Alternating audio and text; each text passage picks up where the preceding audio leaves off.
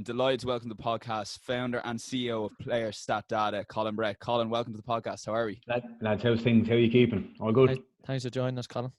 No bother at all. Thanks for having me. Well, listen, we got you on the podcast, Colin, because we're doing a League of Ireland preview. Do you want to give a bit of background, firstly, into PlayerStatData and how you set them up and how you got involved? So PlayerStatData were specialists in soccer player performance data. We offer the accurate, intelligent player performance data solutions. So to kind of quickly go into the marketing side of things, we're targeting the players themselves, the clubs and the agencies around talent ID and recruitment operations. So we collect all the data from, at the minute, on League of Ireland, put it into our online database and sell access to the players, to the clubs and to the agents. So where it came about was I was a football analyst working for a company in London, Football Radar, for about 4.5 years. And when we moved back to Ireland, back to Waterford, I noticed there was a bit of a gap in the League of Ireland market. So just said I'd go at it and see what difference I could make. And with so many fellas going cross-channel and with so many eyes from outside of Ireland focused on the League of Ireland now recruitment-wise, I said it's an opportunity that I'll explore anyway. And so far, so good. And then in terms of setting up in with the League of Ireland, how did you go about? Did you approach clubs firstly? You mentioned there's players, clubs and agencies. So how did you go about getting involved with the League of Ireland? So we're still at the early stages when it comes to getting clients on board. League of Ireland fan, as long as I remember, out in the RSC with Waterford. So I just knew from myself, from my own knowledge, that the League of Ireland was a good place to start. So once we started, I just got the footage from online, and we just started watching every game, collected data on over 70 individual performance metrics per player per game, built up a nice database, and then we started exploring where are we going to put this. So as I said, we've looked at clubs and agencies as a market. We haven't approached any just yet. We have 2 clubs in the UK that are up to speak in the next 6 weeks to come on board as our first clients. But our early traction is around players. We have 3 clients in the last week, our first 3, Roberto Lopez at Rovers and Dan O'Reilly and Luke Byrne at Shelbourne. So we're hoping to get a bit of traction for the next 13, 14 games around the League of Ireland player themselves. But hopefully leverage that and grow to the clubs and the agents outside of the League of Ireland that are looking back and trying to get the undervalued playing asset, basically. And you said there's about 70 metrics. What are those metrics, and how do you measure them? Is there someone sits down and watch a game and maybe tags different parts of it? Maybe explain to us that. So what we have is there's a team of 3 of us, and we split up into one group of 4 teams, a group of 3 and a group of 3. So we're kind of experts on each of our groups. So I look after Waterford, Sligo Rovers, St. Pat's and Finn Harps. So we physically sit down, download the footage from the particular games using online tagging software. We spend 2.5 hours per team per game, taking each event from the game. So like it goes into successful tackle, unsuccessful forward pass, progressive passes, penetrative passes, progressive recovery, unprogressive interception. So it goes across defensive, attacking, possession and set piece metrics. So it's not just your goals, assists, distance and minutes played. We go down to pass direction. The fella could have 100 passes in the game, but we can tell you which direction he put those 100 passes in. So it's a bit laborious at the minute. As I said, it's 2.5 hours a match, or per team per match. So it's 5 hours in total. But there's a depth of data that's just not available anywhere else on the League of Ireland. So we're pretty proud about that so far. Yeah, I was actually going to ask you. So how do you find sitting down for 2.5 hours, especially that first 2.5 hours, knowing you're going to have to watch the same match again for the second time? I'm used to it. I said the first job I had, and this was Football Radar, and my job was just watching football. So I could watch up to 30 games a week. So you lose that, not lose is a bad word. You kind of analyse games a lot more than if you're just sitting down as a fan. So you're just watching, you're picking out the bits and pieces, and then you stop, go back to the start, and you analyze it again. So you kind of get yourself into a different frame of mind instead of just putting on Sky Sports at 12 o'clock and 12 till 2 there's a match and 2 till 4. It's a different mindset. I don't mind it. I like it, and as I said, I've looked at football differently, and the two lads that are on board with us as well, they think that way as well. They like to find something different in a match. So and as we go over the games, we're always trying to find something different, something new that we will have missed. We also break our stuff down into first half and second half that as well. So especially for the players, they can see if they're starting slowly, they can see if they're fading off the last 15-20 minutes. So there's all these little kind of changes that nobody else is doing. The likes of Instat Y-Scout don't do that, but we do. So we're trying to drive the intelligence side of things that we mentioned in our USP a lot. And you need to have a kind of a mindset for that, not just click, click, click. You're just always looking for some little edge, you know. And so, in comparison, then to say Dundalk, who I think Stephen O'Donnell was involved at the time, and looking his job with Dundalk after he retired was to see the opposition and scout them. In comparison to what clubs are doing in terms of their analysis, are you going above and beyond that, or are they more specific on certain parts of the game where you're all about the stats and more about the overall picture?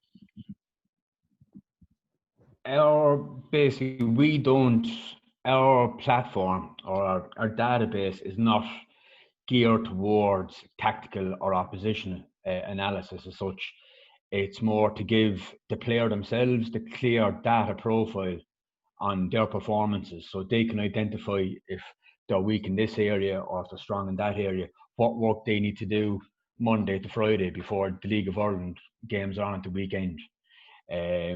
With regards to the clubs and the agents, what we're going down the recruitment side, where if I was to the view division we have for the platform is Skyscanner, a Skyscanner platform. So just simple, use Klopp for example.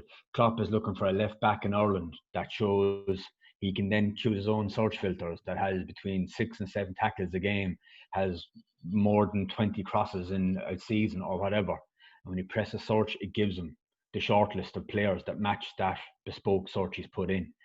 And the agent's the same for when they're looking for clients, or if they're sitting down in transfer negotiations and they want to know how well their client is done compared to the club that they negotiate with. So what would be what's his value to that club? So we're going all down the recruitment side with just plain numbers and build up a nice profile on the player, as opposed to go through trends and how an opposition plays, even down to set pieces. We kind of do successful, unsuccessful, indirect, and direct free kicks. We don't necessarily show the setup for each set player or anything like that. So we avoid tactics and opposition stuff, because every club is different with that as well. So just having an off-the-shelf solution for all 19 clubs in the League of Ireland, that just won't work. And obviously, we've seen a lot more players from Ireland go over to England, the likes of Kieran Sadlier, Shawnee Maguire, Andy Boyle, players like that. So when you're going over to pitch to your clubs in England, people are more encouraged by the League of Ireland. The standards grown, and obviously that helps you as a business. Yeah, exactly. And it's a sad situation for a lot of players, the 40-week contract situation. It must be in some cases a horrible place to be. But the clubs in the UK see that as an advantage. The League of Ireland club is in a weaker position in negotiations, because they can't tie fellas down to these that the players in most leagues in the world have. So somebody could have a great 3 or 4 months, and he could be free come November. There might even be compensation coming to the selling club, if you want to call it that. So yeah, we're kind of, it's a bad way to have it, but we kind of, when we're taught, some people in the industry, we call them playing assets. And essentially there's a lot of undervalued playing assets in the League of Ireland. So the persona of many of the clubs we're going after are those kind of clubs that want to get somebody for free or as close to free as humanly possible. And hopefully the value would appreciate in this playing asset over 18, 24, 36 months, and they can flip it and reinvest the transfer revenue back into the club and build from there. So the likes of Liverpool and Man City, I'd love to say they'd be in the RSC and Turner's Cross, but they wouldn't be. But it's the club that can get somebody hopefully for 10 grand, maybe selling for $1 million in 10, and then reinvest that revenue back into the club, maybe come over and get another fella. So it's the clubs that whose business model suits buying low and selling high, essentially. I suppose I'd never really appreciated for transfers the amount of stats that a Jurgen Klopp, for example, would want or need. Yeah. So in terms of that database, it's essentially 70 different stats that you have. And if I can quickly look at Sean, who's a left back, and it'll tell me all those stats, and then it's just a case of just having them compared side by side. Yes. So what it does is we're definitely not telling fellas who to buy. We're not telling these managers who's a great. What we do is we hope to narrow down the early stages of the recruitment process. So instead of these fellas coming back and forth on flights, staying in hotels, etc., they can do the early stages of the recruitment, talent ID, from their laptops, from their tablets. And then after they've done their own early work and say, yeah, there's somebody to watch, then they can go over and do the work that they do. They'll make phone calls about the player's character, watch them live and all that. We're definitely not going to replace that, because every manager and every agent, as your uncle will testify to, all of them have a keen eye, and we're not going to replace that, but we want to bring the eye to players sooner.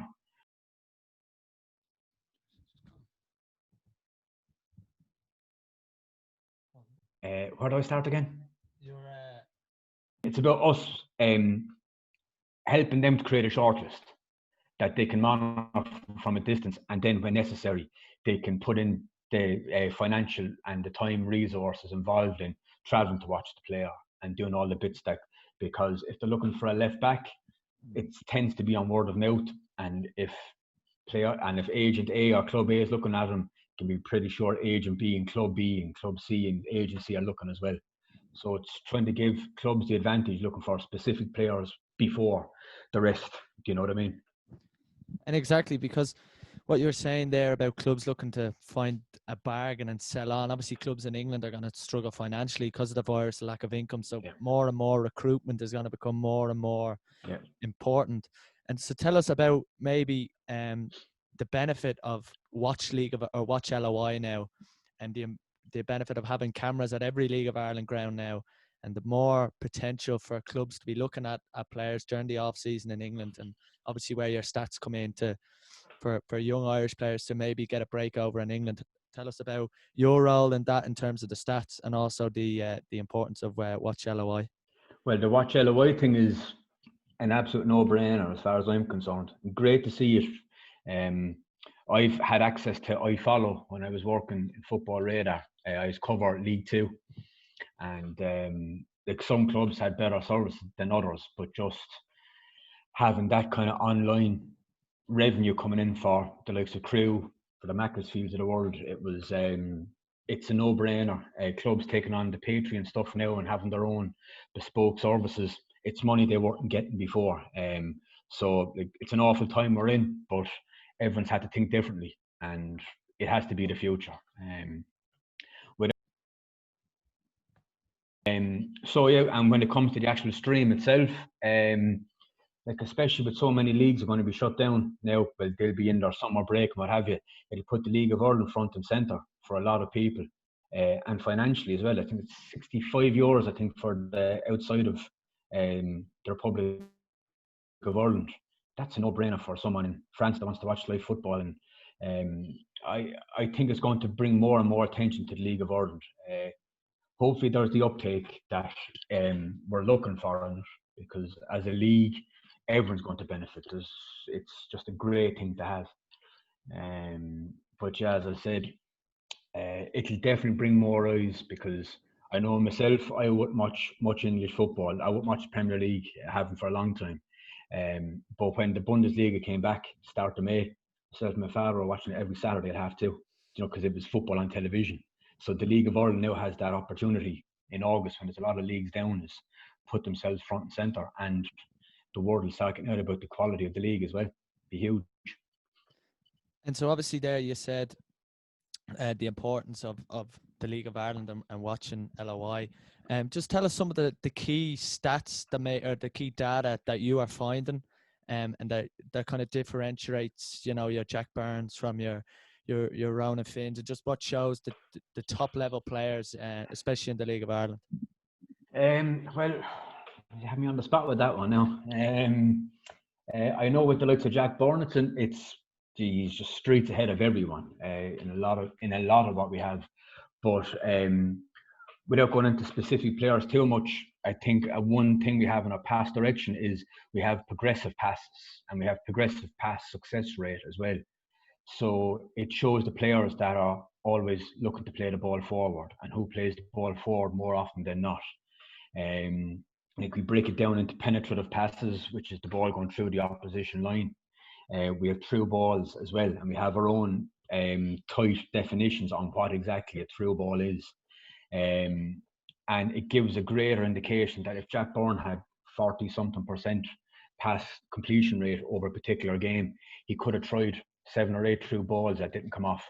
And that tells you a lot more than he lost the ball 60% of the time. It's what he was actually doing with the ball. He was trying to break that back four with a ball over the top or a ball between the two centre halves or whatever. And another one that we have is a new one we brought in this year is progressive and unprogressive ball recovery and interceptions. So it's around the defensive players that if they intercept the ball, great.